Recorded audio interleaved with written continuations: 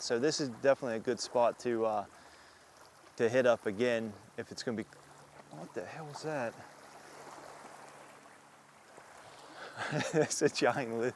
It was like a giant lizard thing just scampered to the side of me. I thought it was a snake. Anyway, where was I at? Oh yeah.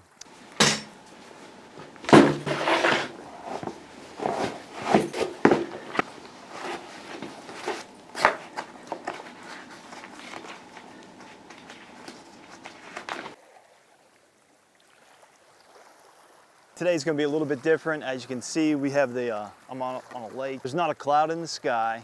The wind is absolutely it's just ripping across the lake. I mean, it's almost white cap. The trees, they're just blowing around like that. It's really nothing to photography here. Nothing to photograph, but what was interesting when I drove by this area, probably like a half hour ago, this whole area is full of sailboats. I'm like, man, that'd be great. And I come back and there's one lone guy out there, which is kind of a bummer.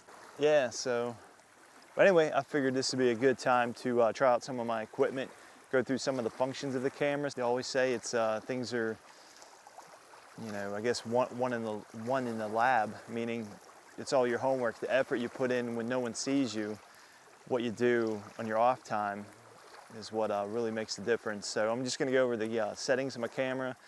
Gonna go over some of the filters. The sun's coming in this way. I was kind of hoping it would be on me more, but it didn't happen. But I did find this one spot here.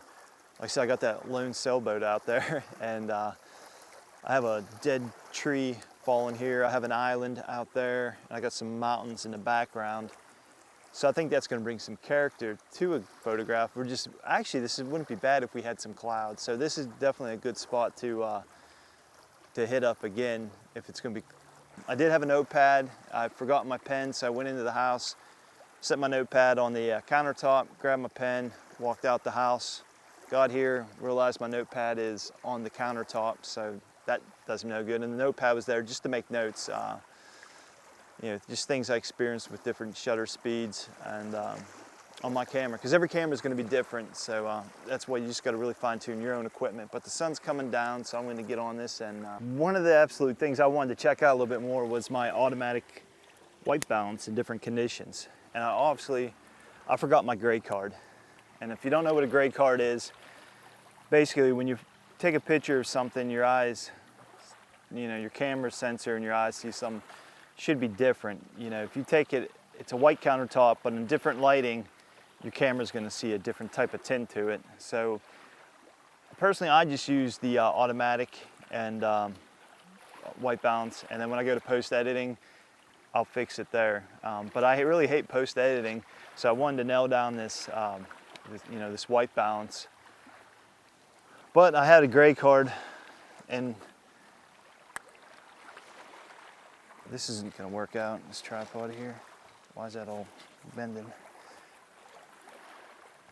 Take two photos. One photo would be with the white balance set to the custom, and then the other photo would be in automatic. Just give me an idea of what we're dealing with. This was actually a good idea to keep the polarizer on this lens, but as you can see, it's really tough to get off. So I have to do is remove the lead kit carefully, put this thing on, kind of hold it, and then you just back it off. Whatever reason, this step-up ring is really good if you're just going to use a polarizer. I'm going to turn my bag, this way I know that we're taking another series of shots. And this is where the notepad comes in handy, to where I can write the time down and when I took the photo, and then I can correlate when you know, with the position and what I was like, you know, it would be 7:30. So then I would put on there 7:30 shots, polarizer, and then I can know what's really going on. Other than that, you have to put like your bag, turn it sideways, just something to let you know this is a new series. And you always try to remember we're going to go with the custom for the white balance. Put it back to there. Got it. And then white balance again, auto. Got it. Now we're done with those series, and we're going to try the big stop filter. This is something I struggle with. On the Lee system, you got to put close as you can into the center slot, or the slot closest to the camera lens. And the whole idea, there's a this padding here. The whole idea is to prevent light to coming in here. The best feature that Pentax has with its landscape camera is for this, especially this big stopper. You know, like I said, I can put in bulb mode and it automatically adjusts it. F10, ISO 100, RAW. And then they have these things, I call them blinkies. I really don't know what you call them. Wait, what am I increasing? Okay, I'm increasing my f-stop. So I go up here to this.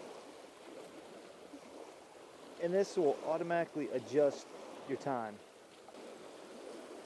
20, 30, 40 seconds, okay?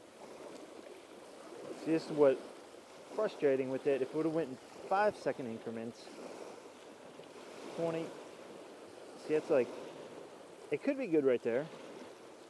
And right there just might be too much. All right, so that's it. Like I said, it was a lazy Sunday, and it's not all about being in the right moment, the right time to take your camera out and your equipment, but it's just knowing your camera settings, and there's really nothing, you know, going on today, so I took a little bit of time out. It wasn't perfect, and just trying to figure out the camera a little more. And I think that's what a lot of people forget to do, is just their own equipment, you know, just see if, you know, your white balance, maybe you can get something better, see how that's working better for you. How to do a proper white balance. But big stopper, yeah, I forgot what the dang thing was called. Yeah, but even the big stopper, you know, taking it out, you know, experimenting with it. See, along on the sides of the big stopper, you don't have it properly covered. They call it vignetting, where it's like just it distorts the outside. And yeah, you can. There's software you can remove that, but I'm just one. I don't like post processing, so I want to get down. Just come out here and take a photo and upload it or something, because I don't really like sitting around a computer. I like being outside. And like I said, I can go into more detail about the white balance, but there's a lot of guys out on the internet that's a lot more knowledgeable than I am about it. I just know I know enough to make myself dangerous, that's for sure. But I just keep it on auto, let it go. I like to get into customizing white balance, but when you got so much different contrast here, I don't know what to do with that. Really, I'll be honest with you. So that's why I take my camera out, I try to practice with it, and then I forget my gray card, you know, at the house. So it's a few photos, but it'll get better. I mean, you're never perfect at anything. It's always, you know, when you start something new, it's, what the heck is these bugs everywhere? Where do these guys come from? Anyway, I got to get out of here. The bugs are eating me alive. But when you start something out new, don't expect to be great at it. Just keep at it, keep plugging away, and soon enough you'll be, you know, be pretty good, I guess.